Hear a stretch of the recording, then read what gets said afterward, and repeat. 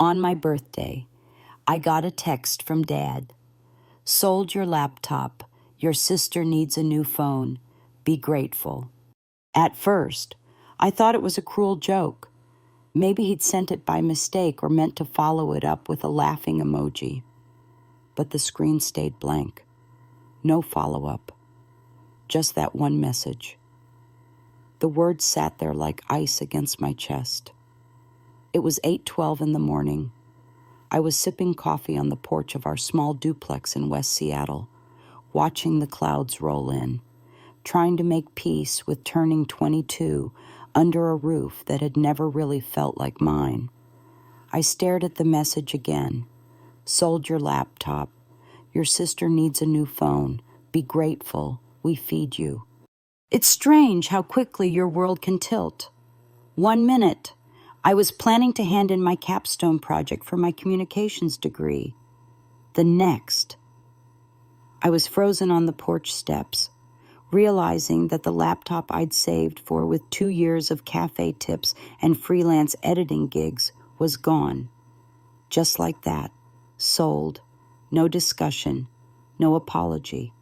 My name is Kim Kardashian, not the one you're thinking of. I was named before the celebrity rose to fame, and yes, it's a weird icebreaker at parties, but mostly it's just something I've learned to shrug off. I'm a senior at the University of Washington, juggling part-time work at a cafe called Seaport Beans and an unpaid remote internship at a branding agency. My parents insisted I live at home to save on rent, but home often felt more like a long-term sleepover where I paid my own way and got blamed for the mess.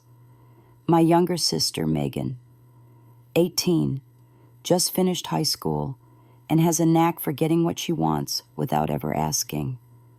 That morning, apparently, she wanted a new iPhone. I stood up slowly, trying to keep my hands from shaking, inside. The house was quiet. Mom was probably at her yoga class, and Megan was most likely still asleep. I walked into the kitchen, my heart pounding, and checked the counter. No laptop. My backpack had been moved. The zipper was half open, but my charger was still inside. The absence of the laptop confirmed he'd really done it. I tried calling Dad, straight to voicemail. I texted back, "You had no right." His reply came 5 minutes later. Also, you'll transfer $5,800 for Megan's tuition this week, Friday latest. My jaw tightened. No question mark, no request, just a command.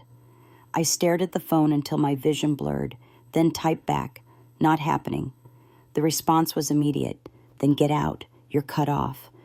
That was my birthday gift. Eviction by text message. No cake. No hugs, just a demand for money and a warning that my food and roof had come with strings attached. For a moment, I stood frozen in the kitchen, staring at the half-empty fruit bowl and the peeling corner of the countertop. I had bought those bananas yesterday. I'd replaced that drawer knob myself after it snapped off last month. I'd contributed groceries every week since I was 16. But now I was being thrown out like I'd overstayed my welcome. My phone buzzed again. Megan. Just 3 words. "You're so selfish." I laughed. Not a happy laugh, but the kind that comes out when something snaps inside you. Megan didn't know what it took to save for that laptop. She didn't know I'd gone without new shoes for a year, borrowed textbooks from strangers, and walked 40 minutes to campus so I wouldn't have to buy a bus pass. She didn't know because no one in my family had ever asked. I packed silently that afternoon, moving through the house like a guest retrieving forgotten items. Toothbrush, transcripts, flash drive. I stuffed clothes into a duffel and paused at my tiny desk. A lone paperclip sat where my laptop had been. The emptiness of that surface hit harder than I expected. I slipped a small folder into my backpack before I left. It held printouts of every bank transaction my parents had made using my savings since I turned 18. They didn't think I noticed, but I kept screenshots, rent help, car repairs, Megan's driving lessons. I always thought one day they'd pay me back. Now I realize they never intended to. I called Leah, my closest friend since sophomore year. She didn't ask questions, just told me to come over. Her roommate was out of town for 2 weeks, and the pull-out sofa was mine. That night, after everyone at home had gone to sleep, I quietly returned to leave something behind on the kitchen table. Not revenge, just the truth. I placed the envelope carefully and walked out without a sound. The next morning, I turned off my phone after seeing the first string of messages from home. But I already knew. I knew Megan was panicking and my mother was yelling. I knew Dad was trying to control the narrative. I also knew it was too late, because this time I wasn't coming back. Leah's apartment smelled like peppermint tea and clean laundry, a strange kind of safety I hadn't realized I was craving. She wrapped me in a hug the moment I walked in and didn't say anything when I dropped my bags and sank into the couch. That night, I didn't cry, not out of strength, but because everything inside me felt too numb to break. I stared at the ceiling while Leah made dinner, wondering how long it would take for my parents to realize what I'd left on the table. Part of me hoped it would sting. Another part already knew it wouldn't matter. They would twist it into something selfish, something dramatic, because that's what they did every time I set a boundary. The envelope had contained 6 years of bank statements, annotated and highlighted, showing every withdrawal from my savings account that didn't belong to me. They said they were just borrowing, always with that tight smile and promise of repayment, but the pattern never changed. My job became their safety net, my success their entitlement, my silence their shield. The next morning, I woke up to 32 missed calls. My mom's voicemails ranged from scolding to weepy. My dad's texts were colder. "This is how you repay us. After everything we've done." Megan's message was shorter. "You seriously need help." I put the phone face down and made myself a cup of coffee. Leah joined me at the table with 2 mugs and a quiet look that didn't ask questions, but still saw too much. I finally said it out loud, not to get advice, but just to release the weight. They sold my laptop, the one I saved for 2 years to buy, and then they told me I had to pay for Megan's tuition. Leah's hand paused on her mug. "They what?" I nodded. "Told me to transfer almost $6,000 by Friday. When I said no, they kicked me out." She didn't gasp or swear, just sat still for a long time.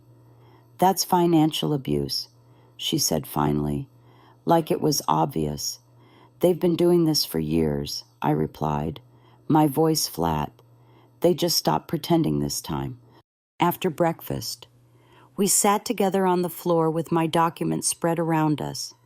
Leah, who had worked part-time at a legal clinic on campus, helped me organize everything. She suggested I file a basic police report not to escalate, but to create a record.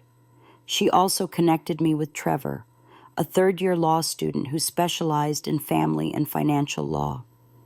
When he called that afternoon, his tone was measured but firm. "This isn't just about a laptop. If what you've documented is accurate, you've been supporting your household for years without consent or recognition. That's serious." The word serious echoed in my head. It felt strange to have someone name it like that. Not emotional, not dramatic, just serious. That night, I sat down to write a message to my academic advisor, Dr. Mira Shah. I explained that my laptop had been stolen by a family member and that I'd lost my research. She responded within hours. "Family emergencies happen. We'll find a solution. Don't give up." Her reply wasn't long, but it gave me something I hadn't felt in days: permission to breathe. I spent the next few days at Leah's place, applying for short-term laptop rentals, digging through cloud backups, and reassembling whatever pieces of my thesis I could. My muscles ached, my brain was fried, but I kept going because the alternative was doing nothing, and that felt worse. On day 4, while walking back from the grocery store, I ran into Mr. Gordon, my old cafe manager. He'd heard through the grapevine that I'd left home and offered me a few morning shifts to help get back on my feet. I accepted without hesitation. That weekend, as I handed out cold brew and cleaned countertops, I felt something start to return routine, rhythm, dignity. It was quiet and fragile, but it mattered. Then, on Sunday evening, Grandma Judith called. We hadn't spoken in almost a year. She was my mom's mother, and our relationship had always been cordial but distant. I heard about the situation. She said without preamble, "I want to talk, privately." I agreed to meet her for lunch the next day. When we sat down at a corner table of a quiet deli near her retirement complex, she didn't waste time. "There's a reason I'm reaching out. I've seen some of the documents you left, and I need to tell you something." The way she looked at me steady, almost regretful, made my stomach knot. She reached into her handbag and pulled out a slim folder. Inside were copies of checks and account statements from a college fund she had set up when I was a child. "This money was meant for you," she said quietly, "and it's gone." I blinked. "What do you mean gone?" "Your parents used it over the years. They told me it went to your tuition, but the math never added up." Megan's name started appearing more and more. She paused. "I confronted your mother once, and she got angry, said it was a misunderstanding. I didn't push further. I should have." I stared at the papers, the neat columns of numbers that told a story no one had wanted to hear. My fund, diverted, disguised, spent. I looked up at my grandmother. She was fidgeting with her necklace, something she rarely did. "Why now?" I asked. "Because I saw the folder you left, and because I realized you're the only one who's ever stood up to them." I didn't say anything. I just nodded and closed the folder. It was only the beginning, but now I had proof, and this time I wasn't going to let it slide. By the time I left the deli, the weight of that folder in my backpack felt heavier than any textbook I'd ever carried. It wasn't just paper. It was years of quiet betrayal, finally laid bare.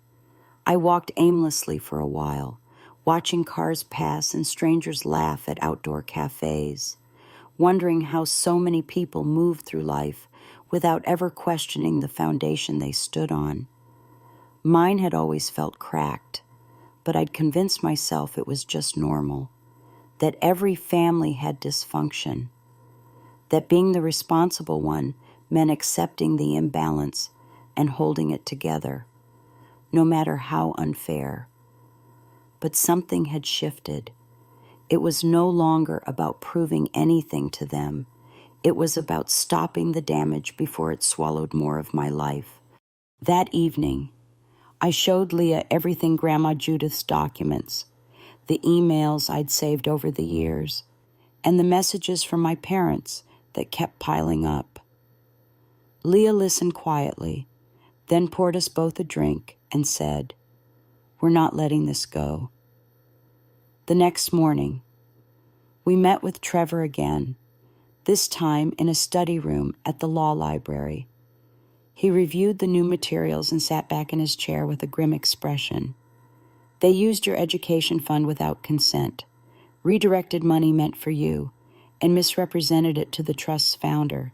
That crosses legal lines." I didn't feel vindicated.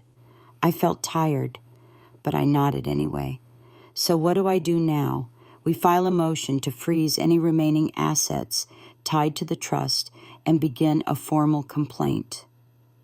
You also need to notify the university that your tuition history might be compromised." "Will that affect my degree?" I asked. "No," he said, but it creates a paper trail. Documentation matters. I went home that night with a list of next steps and a quiet resolve. I didn't want revenge. I wanted the bleeding to stop.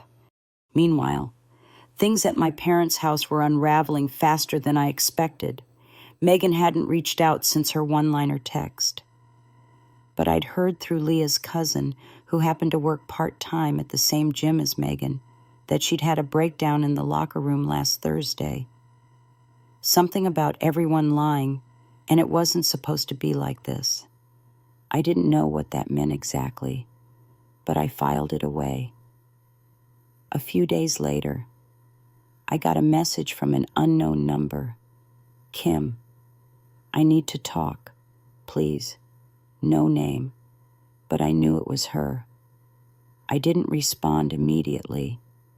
I waited 3 hours, then replied. Why now? Her answer came a minute later, because I didn't know. And now I do. We met at a neutral place, a small park halfway between Leah's apartment and our childhood neighborhood. Megan looked thinner than usual, like she hadn't been sleeping. She didn't wear makeup, and her hoodie swallowed her shoulders. For a moment, I almost didn't recognize her. I didn't know about the fund. She started, sitting down on the bench beside me. I thought the money came from Mom and Dad working extra shifts. I looked at her, trying to read whether this was another performance, but there was something different in her tone, less entitled, more uncertain. They told me your laptop broke, that you were being dramatic, that you'd overreacted because I got a phone. She looked away. They always told me you were fine, that you didn't need help, that you liked being independent. I didn't speak. I wanted to hear where she would take it. I thought you just wanted distance, that you didn't want to be involved, but then I saw the folder, the one you left, and Grandma showed me the trust records. Her voice cracked slightly. They drained yours to pay for my first semester. Then again, when I switched majors, I failed twice. Kim, you were working 2 jobs, and they were using your money to cover my mess. For a moment, I thought she was going to cry, but she didn't. Instead, she looked straight at me and said, I'm sorry. It wasn't perfect. It didn't fix the years of being overlooked. But it was the first time I'd seen my sister without the armor, and that mattered more than I expected. I nodded. I believe you. But that doesn't mean I'm letting them off the hook. I know. She said, you shouldn't. We sat there in silence for a while. Then she reached into her bag and handed me a small envelope. Inside was $800 in cash. It's from my last paycheck. I got a part-time job at the bookstore near campus. I can't replace the laptop, but it's something. I stared at the money, then back at her. You didn't have to. I know, she said. That's why I did. That night, I lay awake staring at the ceiling above Leah's pull-out couch. Not because I was angry or confused, but because something unexpected had taken root. Not forgiveness, not yet, but clarity. My sister hadn't been the enemy. She'd just been playing the role they'd given her. The golden one, the dependent, the shield. And like me, she was only now realizing how deeply we'd both been used. It didn't excuse everything, but it changed what came next. After that meeting with Megan, something subtle shifted in me. I didn't feel triumphant, and I didn't suddenly want to reconnect with my family. But I no longer felt alone in the wreckage for years. I thought I was the only one trying to survive a system that rewarded silence and punished independence. Now I realized that Megan had been trapped too, just on the opposite side. While I was made to carry the weight of responsibility, she was sheltered into helplessness, taught to depend and rewarded for complacency. Neither of us had been given space to become who we were meant to be. The next morning, I met with Trevor again to go over the next legal steps. I'd compiled everything into labeled folders, bank withdrawals, tuition statements, messages, and now the trust records from Grandma Judith. Trevor reviewed it all methodically, making notes in the margins, occasionally raising an eyebrow when he came across something particularly bold. "This is more than enough to establish a pattern," he said, tapping the folder. "The trust mismanagement alone could trigger a formal inquiry. If your grandmother's willing to support it, the court will take it seriously." I nodded. "She's ready.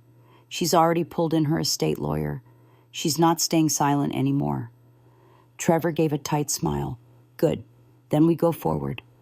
That same afternoon, I sent an official letter to the university financial office requesting a review of my tuition history. I kept it professional, but firm, detailing that I had reason to believe that the funding used to pay for my semesters might not have been properly authorized. It wasn't about causing trouble. It was about establishing record and claiming the right to my own story. I wasn't going to let them bury the truth under family excuses. By Friday, I'd also started working again at Seaport Beans. The early shifts grounded me in routine. Something about steaming milk and scribbling names on paper cups felt almost meditative. Mr. Gordon gave me space but checked in quietly every day, asking if I needed more hours or a reference. It felt good to be seen without conditions. I used the tip money to start rebuilding my emergency savings, one $5 bill at a time. Leah's couch became a little less temporary, and I started looking at listings for cheap studio apartments. I wasn't ready to move yet, but the idea of choosing my own space, 4 walls that were mine and mine alone, was something I held close like a warm coin in my pocket. One evening, as I was closing my laptop after submitting a partial draft of my rebuilt thesis, a knock came at the door. I opened it to find Grandma Judith, holding a manila envelope and a faint smile. "May I come in?" she asked. I stepped aside. We sat in the tiny kitchen, and she slid the envelope toward me. Inside was a formal notice from her lawyer. She had initiated proceedings to freeze the remainder of the trust and demand a full audit of its handling over the last 5 years. My parents were being summoned for a mandatory hearing. "I've let too many things slide," she said quietly, "but no more. This isn't just about money, Kim. It's about dignity, about truth." I didn't say much. I just nodded. I understood exactly what she meant. The fallout was faster than expected. That weekend, my parents showed up at Leah's building, banging on the door like they owned the block. Leah wasn't home. I opened it because I didn't want them scaring the neighbors. My father looked furious. My mother already teary-eyed. "What is this?" he said, waving a legal envelope in the air. "You're dragging our names through the mud for what? A misunderstanding?" I didn't flinch. Selling my laptop wasn't a misunderstanding. Emptying my trust fund wasn't either. We did it for the family. My mom cut in, voice shaking. "We thought you'd understand. You always helped before, because you never gave me a choice." I replied, "That's not help. That's control." My dad took a step forward, but I raised a hand. "This isn't your house. If you want to talk, do it through the proper channels. I'm done having private conversations that leave no record." They stared at me like I'd grown horns. Then my father turned and stormed off. My mother lingered. "I just wanted my daughters to have opportunities." She whispered, "Then maybe you should have let us choose our own," I said. After they left, I stood for a long time in the hallway, heart pounding, but not from fear. It was something else, something quieter, a sense of finality. The door hadn't slammed shut, but it had definitely closed. not with rage, but with clarity. That night, I called Megan. I told her what had happened. She didn't sound surprised. "They're spinning it to everyone," she said, "saying you're trying to sue your own family out of greed." I laughed once. Let them talk. I'm not here to protect their version anymore. The next morning, I opened an email from Dr. Mira Shah. She'd reviewed my resubmitted thesis outline and granted a 4-week extension. "You've shown remarkable resilience." She wrote, "I look forward to reading what you create from this chapter of your life." I sat back in the chair and closed my eyes. For the first time in weeks, I let myself imagine the end of the tunnel, not just surviving, but coming out stronger, not to punish anyone, but to finally live unborrowed. The day of the hearing arrived on a cold, gray morning. Leah lent me her blazer, navy blue with a faint pinstripe, and helped press my white shirt with the care of someone who understood that appearances mattered, even when the truth was already on your side. Grandma Judith picked me up just after 9. She wore her hair up in a bun, a silver brooch pinned to her coat, and a look that told me she wasn't just attending, she was ready to be heard. The courthouse was smaller than I expected, more administrative than dramatic, but I could feel the tension in the room the moment my parents walked in. My father refused to look at me. My mother gave me a quick once-over, her lips tight, eyes tired, but still laced with that subtle resentment that said, "How dare you?" Megan sat on the opposite bench, alone, arms folded, face unreadable. I didn't wave. We weren't here for comfort. We were here for accountability. The judge was efficient. After hearing the initial case from Grandma's lawyer and reviewing the trust fund documents, he requested an independent financial audit. My parents tried to explain, but every word dug the hole deeper. The paper trail didn't lie. The missing funds, the unapproved withdrawals, the mismatched signatures, it was all there in black and white at one point.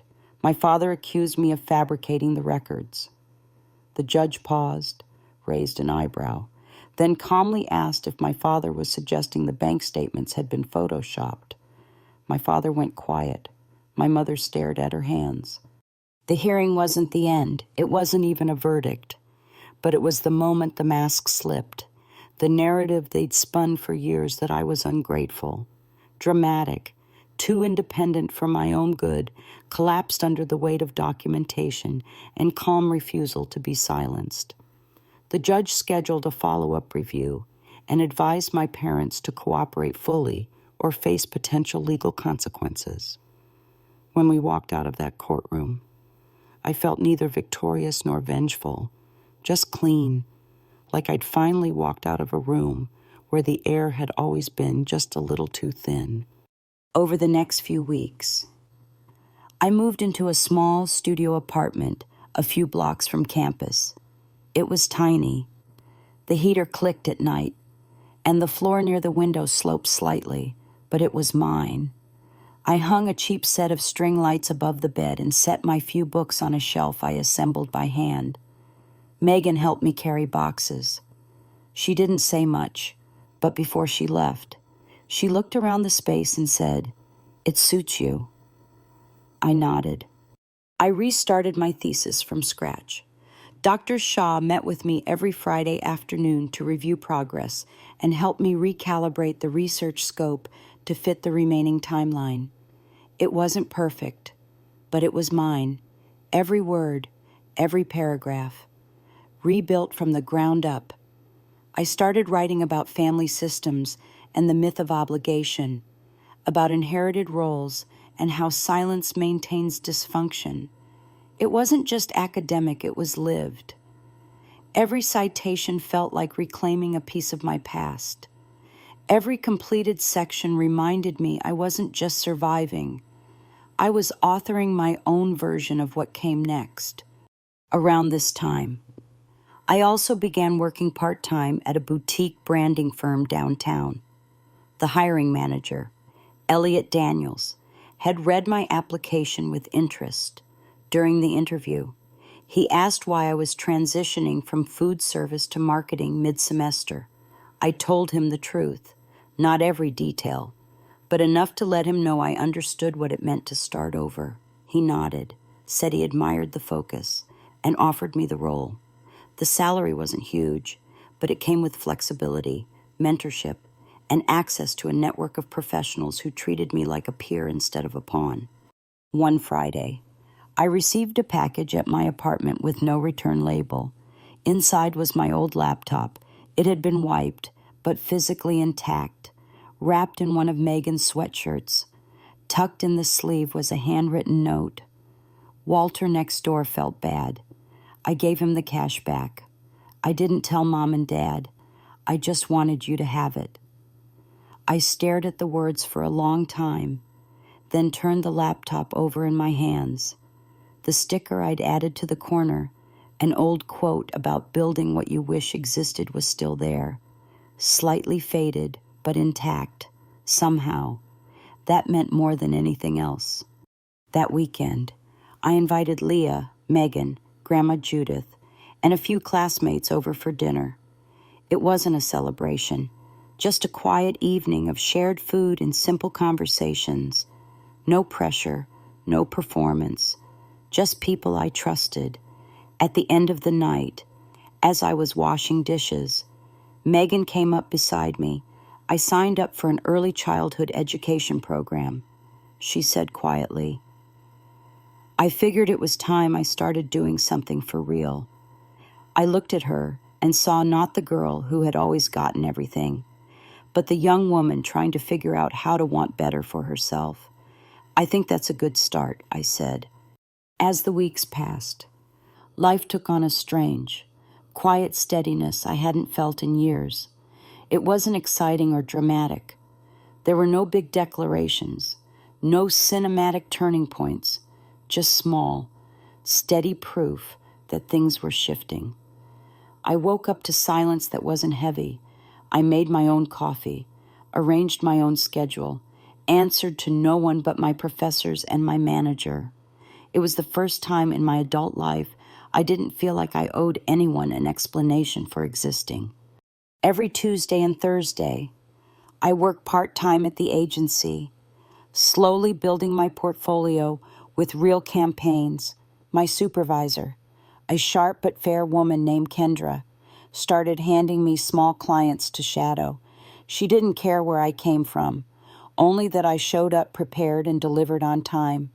For someone like me, who had spent years trying to prove I was enough to people who only noticed when I failed. That kind of merit-based clarity felt like oxygen. My studio apartment still creaked in the corners at night, but I grew used to its rhythms. I bought a second-hand rug that made the floor feel warmer. I added plants to the windowsill. I started cooking again, not because I had to, but because I wanted to reclaim something I'd lost in those years of constant compromise. There was a kind of joy in choosing your own groceries, even if it meant budgeting every cent. No one could sneak behind me and use what I'd saved. No one could twist my effort into guilt. One evening, Megan called unexpectedly. Her voice sounded lighter than before, but still hesitant, like she was testing unfamiliar ground. She told me she'd been seeing a therapist on campus. Nothing intense, just weekly sessions to unpack some of the dynamics we'd grown up in. It's strange, she said, realizing how much of what I thought was normal was actually really unhealthy. I didn't interrupt. I let her speak. I used to think you were cold. She continued, but now I think you were just tired. Tired of being the adult when you weren't even 20. That stuck with me. For so long, I'd carried the label of being difficult, uncooperative, too proud. In reality, I was exhausted from being asked to play a role no one else wanted to fill. I was expected to be the fixer, the planner, the one who didn't complain when things were unfair. I'd internalized it so deeply that when I finally said no, they acted like I was the one who changed. Meanwhile, the legal process continued. The audit on the trust confirmed everything we already knew. Funds had been misused, records falsified. The court froze what remained and reassigned oversight to a neutral third party. Grandma Judith's lawyer helped negotiate a partial restitution agreement. My parents were required to pay back a portion over time, monitored by a financial mediator. It wasn't the full amount, but it wasn't nothing. More importantly, it was official. It lived on paper. There would be no more gaslighting, no more selective memory. After the ruling, my father sent a short message. No apology, no acknowledgement of wrongdoing, just one line. Hope you're happy now. I didn't respond, not because I didn't have anything to say, but because some silences deserved to remain intact. I had spent too many years explaining myself to people who were never listening. That cycle had ended. Around that same time, I got an invitation to present my thesis at a regional student conference. Dr. Shah had submitted my abstract without telling me, and when she forwarded the acceptance email, I sat at my desk for a full minute in disbelief. Your work is sharp, she wrote, and your story. Whether or not you include it is important. I chose to include it, not as a sob story, but as lived context. I talked about systems that normalize exploitation, about how roles in families can mute individual identity, about how financial control becomes emotional control when hidden beneath the language of sacrifice. After my presentation, a professor from another university approached me. She taught courses in gender and economic justice and asked if I'd be open to publishing a version of my work. I nodded, not even trying to hide the surprise. She smiled. You write like someone who's had to fight for clarity. She wasn't wrong. The night after the conference, I came home to a simple note taped to my apartment door. It was from my neighbor across the hall, Ethan. We'd exchanged pleasantries for months, occasionally holding the elevator or carrying packages for each other. His note read, You look like you accomplished something today, if you feel like celebrating. I make a decent grilled cheese. I knocked on his door half an hour later. The sandwich was indeed excellent. The company even better. We talked about music, growing up, awkward family dynamics, nothing intense, just two people who didn't need anything from each other but presence. He didn't ask for details about my past, and I didn't offer them. But when he mentioned that his mother had once used his college savings to buy herself a car, I felt an odd flash of understanding pass between us, not pity, recognition. That night, as I walked back to my apartment, I paused at my door, holding the key just above the lock. It wasn't a palace. It wasn't permanent. But it was mine, earned, protected, and quiet in all the ways that mattered. Spring came quietly that year, not with sudden bloom or poetic symbolism, but through small, unnoticed shifts. The mornings were lighter. My walk to work no longer needed gloves. My apartment plants started leaning toward the window like they trusted the sun again. I began to sleep through the night without jolting awake from the sound of phantom arguments that no longer lived within my walls. It was subtle, but it was peace. At the agency, I finished my first full campaign for a local bookstore. The client was an older couple who'd run their business for 30 years and had just joined social media. I designed their brand refresh and helped build a customer engagement plan that felt human, not forced.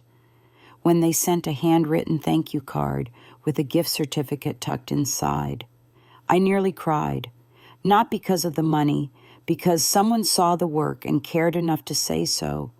That had been missing for so long. I'd almost forgotten it was possible. Dr. Shah read my final thesis draft and sent back only 2 comments. One was a formatting note. The other simply said, "You've turned this into something powerful. Don't stop writing." I saved the message in 3 places. When the final grades were posted, I'd graduated with distinction. No one threw a party. There were no balloons or cake, but I walked home from campus that day with a quiet pride that sat deep in my bones. Not because I had something to prove, but because I'd finally done it for myself.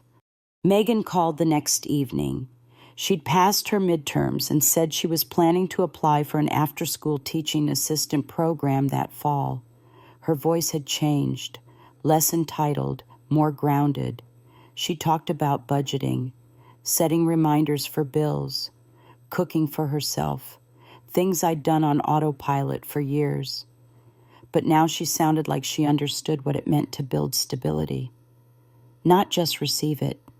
"I still get mad sometimes," she admitted, "thinking about all the years we lost, how Mom and Dad made it seem like you just didn't care, when really they were hiding everything." I stayed quiet, not because I disagreed, but because some truths are heavier when spoken aloud. Our parents hadn't tried to contact me again. I heard from extended family that they'd spun the situation into a narrative where I was the villain, the child who sued her own blood, ungrateful and cold. But strangely, the more they pushed that version, the less people seemed to buy it. Maybe because the document spoke louder, maybe because other relatives had seen glimpses over the years and finally felt validated. Or maybe because silence was no longer protecting them, only exposing them. Grandma Judith visited once a week. She brought groceries she insisted were extras from her fridge. Though the unopened bags always told a different story, we never talked much about the court case after it closed. She preferred to talk about her garden, or her neighbor's drama, or the time she eloped at 21 and never told anyone. But sometimes, when the house got quiet, she would look at me and say, "You didn't just protect yourself, you shifted the entire tide." I didn't know what to say to that, so I just thanked her. And I meant it. Ethan and I began seeing more of each other. It wasn't a whirlwind. There were no dramatic confessions or cinematic kisses in the rain. It was simpler than that. I'd bring over leftovers. He'd help carry my groceries. We'd talk about work, about books, about nothing, and sometimes about things that had hurt us but no longer defined us. He never asked for the full story about my parents, and I never demanded his. But the understanding was there, stitched into the pauses between sentences, in the way he always asked if I had space for company instead of just assuming. One Friday night, he showed up with a small box. Inside was a second-hand external hard drive, "So your next thesis doesn't get stolen," he said with a grin. I laughed harder than I had in weeks. It wasn't romantic in the traditional sense, but it was real, and right now, that mattered more than anything else. As graduation approached, my phone stayed silent from the people who once claimed to raise me. No congratulations, no late apology, just the familiar quiet that followed when I stopped performing the role they had assigned me. But this time, I didn't grieve the silence. I respected it. I saw it for what it was, a boundary finally honored, even if not by choice. I stood in my apartment the night before the ceremony, gown hanging by the closet, shoes laid out on the floor, and realized something that both startled and steadied me. I didn't miss them, not in the way people mean when they say it like a wound. I missed the version of them I had imagined, the kind that might show up, uninvited but proud, sitting in the back row and clapping when my name was called. But the real version, the ones who saw my independence as a threat instead of a strength, I didn't miss that at all. And that, I realized, was the final stage of healing I hadn't known I was waiting for. Graduation day was quiet, no fanfare, no floral banners, no chaotic brunch reservations with distant cousins trying to make small talk over pancakes. I dressed alone in my apartment, pinning the cap in place with hands steadier than I expected. Leah came by with a small bouquet of white daisies and a coffee from our usual spot, both wrapped in the kind of understated care I'd come to associate with real love. Megan was already at the ceremony hall when I arrived.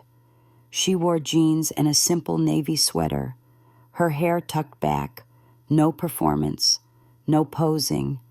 She hugged me quickly, said congratulations, then stepped back like she knew this moment wasn't hers to center, and I appreciated that more than any speech. When my name was called, I walked across the stage to applause that came from a few familiar faces, but mostly strangers. I didn't search the crowd for someone who'd never show. Instead, I let myself feel the weight of the moment, every step measured, every breath anchored in the reality that I had made it here on my own terms. After the ceremony, we walked to a small restaurant nearby, just me, Leah, Megan, and Grandma Judith. We ordered grilled cheese and tomato soup, raised glasses of iced tea, and laughed about my first college roommate who collected taxidermy frogs. 2 weeks later, I started full-time at the agency. Elliot promoted me without ceremony. "You've earned it," he said. That was it. No theatrics, just trust and opportunity. I was assigned to a long-term project with a sustainable skincare brand, where I worked on rethinking their narrative to align with their evolving values. The client meetings were intense but collaborative. The creative director on the brand side was a woman named Nora, who reminded me a bit of Dr. Shaw Sharp, direct, but always willing to ask why before how. She asked thoughtful questions and expected the same in return. It was the kind of space I used to dream of working in back when I wrote campaign breakdowns on cafe napkins between shifts. Around that time, Megan officially enrolled in her teaching program. She sent me a screenshot of her schedule and a photo of her ID card with a caption that simply said, "I finally feel like I belong somewhere." I didn't respond with a long paragraph or a deep emotional analysis, just a heart emoji and "proud of you." That was enough. We were learning to speak in a new language with each other, one rooted in respect, not rivalry. The more we let go of the roles we were forced into, the more we began to see each other for who we really were. Ethan and I settled into a quiet rhythm. He never rushed me, never asked for more than I could give. Some nights we cooked together, other nights we worked side by side in silence. There was something healing in his steadiness, like he understood the value of peace without needing to fill the space with noise. One night, I told him the full story about the laptop, the eviction, the trust fund, the courtroom. He didn't interrupt. He just listened. When I finished, he nodded once and said, "You kept the receipts and your voice." That's strength most people don't recognize. I didn't cry. I didn't have to. It was enough to be heard without being fixed. Later that month, Grandma Judith surprised me with a document. It was a deed to a small cabin in the foothills about 90 minutes outside the city. Nothing extravagant, just an old family property with a creek nearby and enough quiet to hear your own thoughts. "It was your grandfather's," she said. "He wanted you to have it one day. I think that day is now." I didn't know what to say. Owning something felt foreign. Being entrusted with land, even modest, felt like rewriting a legacy. She handed me the keys wrapped in a ribbon and said, "This isn't a reward. It's a recognition of who you've become." I visited the cabin that weekend. The air was sharp and still. The wood creaked underfoot. Dust clung to the corners. But standing on that porch, I didn't see what was broken. I saw what could be restored. I took a photo of the empty front room, the old brick fireplace, the single window overlooking pine trees, and sent it to Megan with a message one day. This will be a place for the version of us that got to grow up whole. That night, I slept with the windows cracked open and a blanket pulled high, the air clean, the silence full but not lonely. I realized, for the first time in years, that I didn't need to chase closure. I had already lived it. Every boundary I set, every truth I documented, every time I chose dignity over obligation, it had all brought me here. Not to a perfect life, but to a real one. Real. That summer, I began spending weekends at the cabin, slowly fixing what could be repaired and letting time do the rest.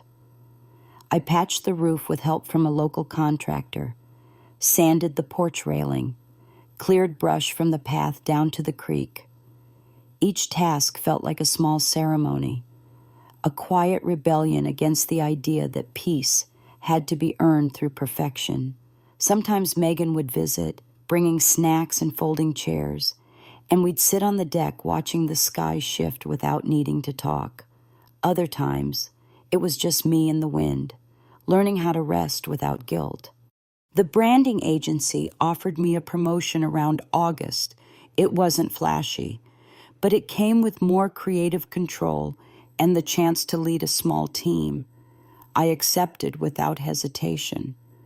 I'd spent too many years being told I wasn't ready. This time, I didn't ask for permission to believe otherwise. My team was young, driven, and oddly collaborative. We worked late some nights, but never under duress. We were building campaigns that actually said something, and clients noticed. That quiet recognition carried more weight than any applause I'd faked joy over during my childhood. Ethan came up to the cabin one weekend with a box of old records and a secondhand player he'd found at a flea market. We spent the afternoon moving furniture and testing speakers, then danced to scratchy jazz under a bulb we hung from the porch ceiling. It wasn't romantic in the way I used to imagine love would be. There were no grand declarations, no desperate kisses, just presence, intent, two people choosing not to be afraid of the quiet. One night, as we cleaned up after dinner, Ethan asked me a question I hadn't expected. If they ever reached out, he said, would you meet with them? He didn't name my parents. He didn't need to. I stood at the sink, running water over a cracked plate I hadn't gotten around to replacing. I think, I said slowly, that I'd want to know they understood what they did, not just said sorry, but actually understood. He nodded, didn't press, and if they didn't, I turned off the tap and looked at him. Then I'd keep living anyway. A week later, I got a letter, not an email, not a voicemail, a letter, handwritten, on stationery I recognized from our family's old drawer of unused office supplies. It was from my father. 3 pages.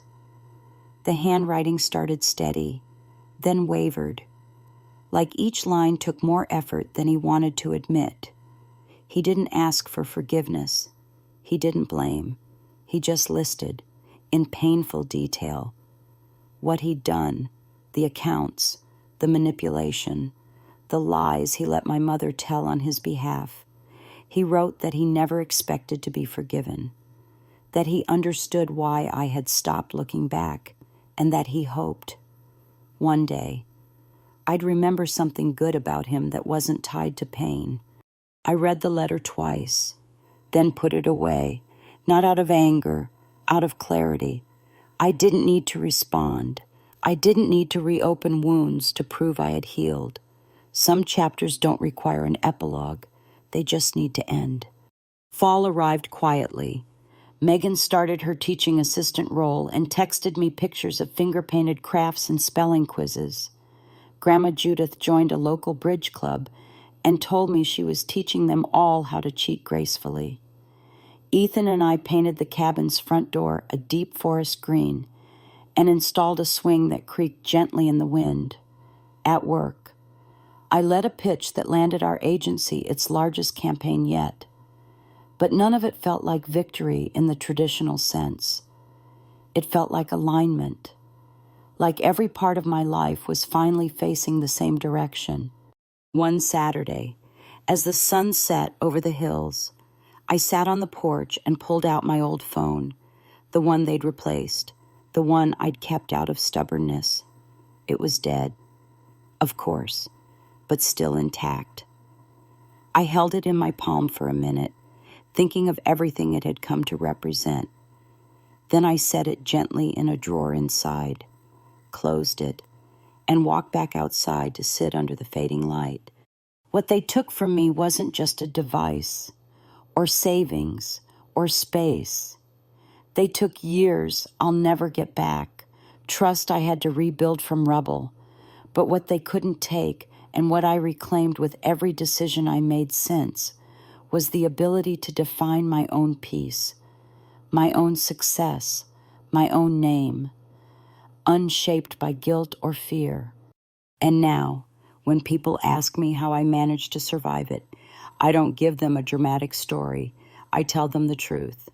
That sometimes. Surviving doesn't look like triumph.